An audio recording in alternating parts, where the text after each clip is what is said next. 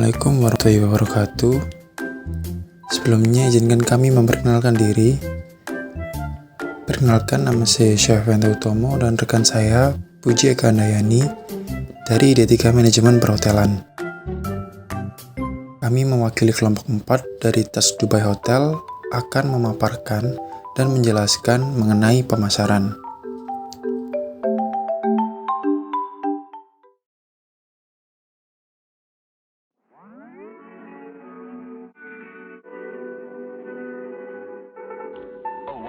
Baik, pertama-tama kami akan menjelaskan mengenai pemasaran. Di sini saya akan memaparkan definisi pemasaran menurut para ahli. Ada dua ahli yang kita pilih. Yang pertama ada dari Philip Kotler. Menurut beliau, pemasaran merupakan suatu ilmu dan seni mengeksplorasi, menciptakan, dan memberikan nilai untuk memenuhi kebutuhan target pasar dengan tetap mendapat keuntungan. Lalu yang kedua ada dari Tung Dasem Waringin. Menurut beliau, pemasaran adalah media yang nantinya digunakan untuk media komunikasi dalam mendapatkan nilai plus yang jauh lebih tinggi. Nah, dari dua definisi tersebut, dapat kita ambil bahwa pemasaran bertujuan untuk memenuhi kebutuhan pangsa pasar dengan tetap memperhatikan kepuasan konsumen dan juga memperhatikan keuntungan yang didapatkan. Lalu, selanjutnya saya akan menjelaskan mengenai konsep inti pemasaran. Kami mengangkat dua konsep inti pemasaran. Yang pertama ada 4P marketing, lalu juga ada CCTV-TP. Sebenarnya dua konsep inti pemasaran tersebut memiliki unsur yang sama di dalamnya. Untuk lebih jelasnya, mari kita simak pemaparan berikut. Yang pertama ada 4P marketing. Apa sih 4P marketing itu? 4P marketing sendiri terdiri dari 1. Produk, 2. Price atau harga, 3. Place atau tempat, dan 4. Promotion atau promosi. 4P marketing menjelaskan bagaimana pemasaran bersinggungan dengan setiap tahap bisnis. Selain itu, 4P marketing adalah gabungan faktor-faktor yang menentukan atau mempengaruhi setiap keputusan masyarakat terhadap produk atau jasa yang sedang beredar. Poin pertama adalah produk.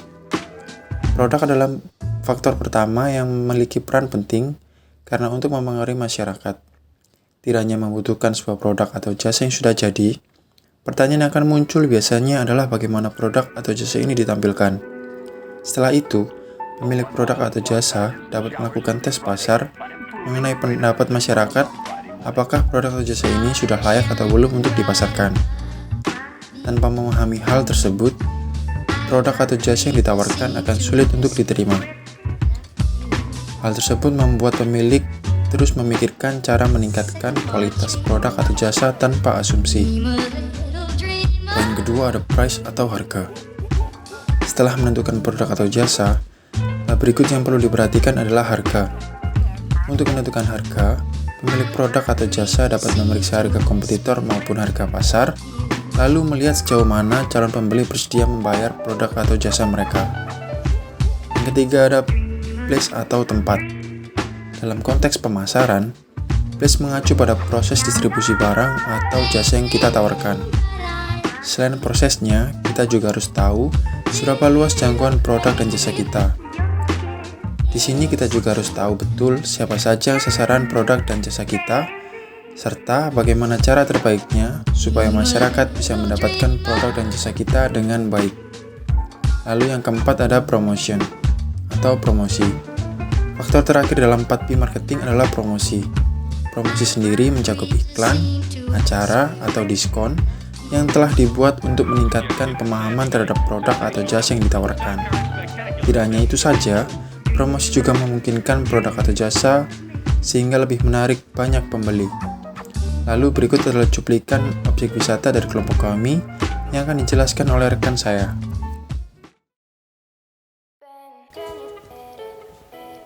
Alasan kenapa kelompok kami memilih Kebun Binatang Surabaya sebagai objek pengambilan video, karena di masa pandemi, Kebun Binatang Surabaya masih harus merawat dan memberi makan satwa-satwa yang ada di sana. Sedangkan di masa pandemi ini, jumlah pengunjung sangat dibatasi dan membuat pemasukan menjadi sangat berkurang. Selain harus memberi makan satwa, pihak KBS juga harus membayar gaji para karyawannya. Lalu selanjutnya ada konsep dasar pemasaran, yaitu sisi DVTP. Secara umum, sisi DVTP yang kami kaitkan dengan objek wisata sesuai dengan topik kelompok kami yaitu KBS atau Kebun Binatang Surabaya. Yang pertama ada creating. Di sini yang dimaksud dengan creating adalah sebuah produk atau jasa yang akan dipasarkan. Di sini kami memiliki sebuah contoh mudah yaitu destinasi wisata Kebun Binatang Surabaya. Seperti yang Anda lihat di samping, bahwa pihak dari Kebun Binatang Surabaya membuka sebuah jasa layanan baru yang memberi nama Zoo Explore untuk memberikan pengalaman wisata yang lebih baik di Kebun Binatang Surabaya. Yang kedua ada communication. Di sini yang dimaksud dengan communication adalah bagaimana komunikasi dua arah terjadi antara pihak Kebun Binatang Surabaya dengan calon pengunjung. Pihak Kebun Binatang memanfaatkan sebuah website yang dapat diakses oleh siapa saja dan dapat melihat berbagai macam informasi mengenai Kebun Binatang Surabaya, serta pengunjung juga dapat memberi kritik serta saran melalui kontak yang tersedia di halaman website kepada pihak Kebun Binatang Surabaya. Selanjutnya ada deliver. Deliver adalah satu konsep bagaimana pihak kebun binatang memberikan pelayanan jasa atau produk kepada pengunjung. Berdasarkan gambar di samping, dapat dilihat bahwa Kebun Binatang Surabaya menggunakan media komunikasi online untuk mengirimkan QR code dan menggunakan transfer bank untuk metode pembayarannya. Yang keempat ada value. Untuk value atau bisa diartikan sebagai keuntungan dengan menerapkan pembelian tiket secara online. Pihak kebun binatang mendapat keuntungan berupa keamanan dan kesehatan. Keamanan serta kesehatan satwa yang ada dan mengurangi resiko tertularnya virus COVID-19 terhadap pegawai. Sedangkan keuntungan yang didapatkan oleh pengunjung adalah kenyamanan, keamanan, dan kesehatan karena tidak perlu berkerumun untuk mengantri tiket masuk. Yang kelima ada target market. Berdasarkan gambar di samping, di mana pihak Kebun Binatang Surabaya menetapkan metode pembelian online dengan tujuan mencakup pasar yang lebih luas. Karena dengan hal ini, semua calon pengunjung dari luar Surabaya dapat mengakses dan memesan tiket tanpa perlu datang ke lokasi, baik pengunjung lokal maupun turis mancanegara. Dan yang terakhir ada profit. Profit atau keuntungan yang didapat dengan adanya metode tiket online dan penerapan protokol kesehatan adalah pihak dari Kebun Binatang Surabaya masih dapat tetap dibuka walaupun dalam kondisi pandemi ini dan tidak terlalu mengalami penurunan jumlah pengunjung serta satwa dapat tetap dirawat dengan adanya pemasukan dari pengunjung yang datang. Lalu ada tantangan pemasaran di masa pandemi. Sebenarnya dari pihak KBS sendiri tidak ada kesulitan dalam hal pemasaran. Akan tetapi, yang menjadi masalah saat ini adalah adanya peraturan yang mengharuskan untuk mengurangi jumlah pengunjung sebanyak 50% dari total di masa normal, yaitu 1.500 pengunjung Senin sampai Kamis, 500 pengunjung pada Jumat, dan akhir pekan 3.000 pengunjung. Pembatasan usia juga diberlakukan. Balita dan lanjut usia tidak diperbolehkan masuk. Aturan ini untuk menciptakan kenyamanan dan keamanan bersama, karena kelompok lansia dan balita termasuk yang paling rentan tertular penyakit. Dengan adanya peraturan tersebut, membuat pemasukan menjadi berkurang serta kebutuhan harus tetap terpenuhi. Selain itu, pihak Kebun Binatang Surabaya sedikit kesulitan untuk meyakinkan para pengunjung bahwa Kebun Binatang Surabaya ini aman untuk dijadikan tempat berwisata walaupun dalam kondisi pandemik. Dengan demikian, sosialisasi selalu dilakukan untuk meyakinkan para pengunjung. Sekarang saya sudah bersama dua pengunjung dari KBS. Mungkin kakak bisa memperkenalkan diri terlebih dahulu. Nama saya Adela dan saya Tiara. Jadi untuk pertanyaan yang pertama, bagaimana pendapat kakak tentang kondisi KBS di masa pandemi?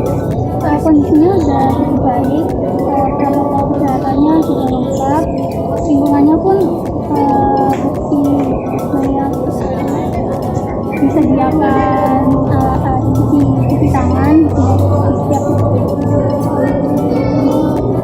Lalu kalau menurut kakaknya, KBS ini sudah tergolong layak dikunjungi?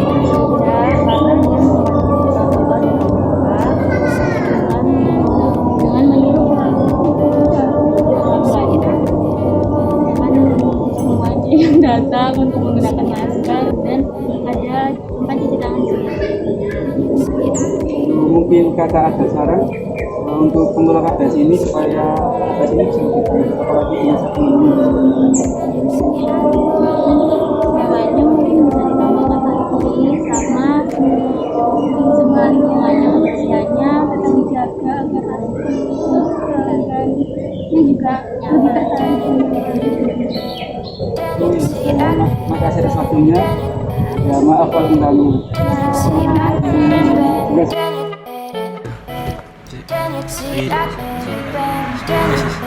Jadi solusi dari kami untuk KBS agar sukses di masa pandemi yaitu yang pertama membuat branding strategi baru, misalnya no worries of corona, enjoy your holiday.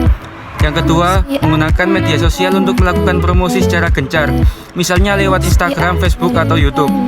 Yang ketiga, melakukan promosi safety and healthy of tourism ke turis internasional. Yang keempat, mendukung pelaku atau pegiat pariwisata dalam industri pariwisata, misalnya pemerintah dan bank memberikan relaksasi penjaminan bank, pengurangan biaya listrik serta air, keringanan restribusi pajak Pemda. Yang kelima, menguatkan SOP mitigasi pariwisata untuk wabah penyakit dan bencana alam. Indonesia adalah negara prone of disasters, artinya kita dekat dengan keadaan bencana alam sewaktu-waktu seperti gunung berapi, longsor, banjir, atau bencana non-alam seperti wabah pandemi COVID-19 ini.